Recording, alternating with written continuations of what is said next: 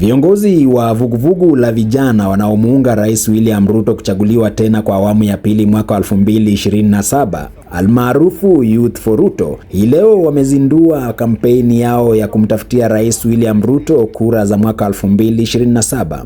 Wakiongozwa na mwanzilishi wa vuguvugu hilo Bwana Moses Gazemba pamoja na mshindi wa tuzo maalum la Bobea Awards mwaka 2026 Sally Raget, wamesema kuwa lengo kuu la vuguvugu hilo ni kuhakikisha kwamba Rais William Ruto anasalia mamlakani kwa awamu ya pili mwaka wa 2027. Youth for Ruto, Now, this is Mr. Gazemba and definitely the founder of Team Euro.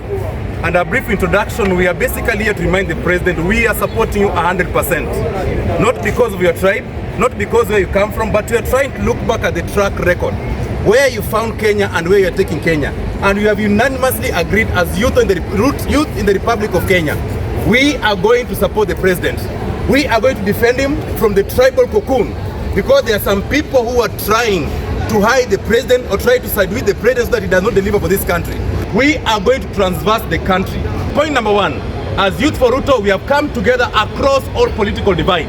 This is not a UDA function. This is not either for Jubilee. These are youth who are jobless, and the President gave us job. So I, as the chair of the founder, Mr. Gazemba, I have a very beautiful lady here, Sally Raget, Vice Chair. We have also another lady there, our Treasurer. We also have our National Coordinator, Mr. Felix.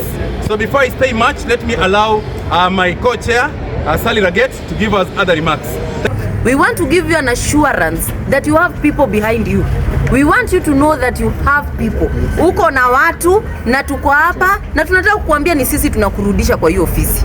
Si wewe utajirudisha. Sisi ndio tumeamua, we are bringing you back to the office. You must continue serving the people of this country. We want the continuity of development. Tunataka everything that we've been doing to continue until 2032. Hata hivyo, viongozi hao wamemtaka Rais William Ruto kuendelea kuwafanyia Wakenya kazi pasi na kuwasikiza wapinzani. Wamewakashfu viongozi wa upinzani, haswa kinara wa chama cha DCP Rigathi Gachagua na aliyekuwa Rais Uhuru Muigai Kenyatta, wakisema kwamba wanatumia muda mwingi kumkashfu Rais William Ruto badala ya kumwacha aendelee kutendea Wakenya kazi waliomchagua kuifanya. Rigathi Gachagua, pale ulikosana na rais, hiyo ni shida yako. Sisi we are looking at what the president has done for us. As youth of the Republic of Kenya, tuko tayari kutetea nchi, tuko tayari kutetea rais, tuko tayari kusimama na kusema miradi za rais Uhuru Muigai Kenyatta. As we are calling Azimio Group tomorrow, can you come with what you did for 10 years?